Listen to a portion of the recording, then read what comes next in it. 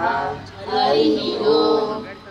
ध्यायतो विषयान् पुंसः सङ्गस्तेषुपजायते सङ्गात् सञ्जायते कामः कामात् क्रोधोऽभिजायते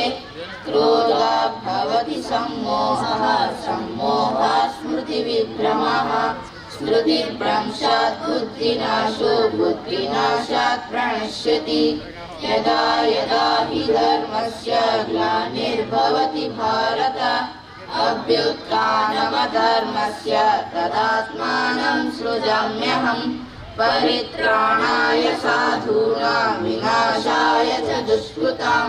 धर्म संस्थापनार्थाय सम्भवामि युगे युगे चातुर्वर्ण्यं मया सृष्टं गुणकर्म विभागशः तस्य कर्तारमपि मां विद्य कर्तारमव्ययम् उद्धरेदात्मनात्मानमवसादयेत् आत्मैव ह्यात्मनो बन्धुरात्मैव रिपुरात्मनः युक्तहारविहारस्य युक्तचेतस्य कर्मसु युक्तस्वप्नावबोधस्य योगो भवति दुःखः चञ्चलं हि मनः कृष्ण प्रमाथि बलवदृढम्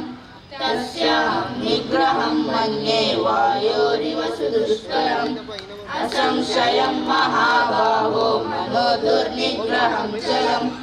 अभ्यासेन तु कौन्तेय वैराग्येण च गृह्यते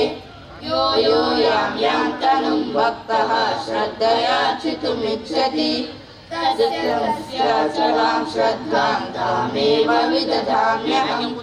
पत्रं पुष्पं फलं तोयं यो मे भक्त्या प्रयच्छति तदहं भक्तिपरिदुःखमश्नामि प्रयतात्मनः। ऑनलाइन निंतु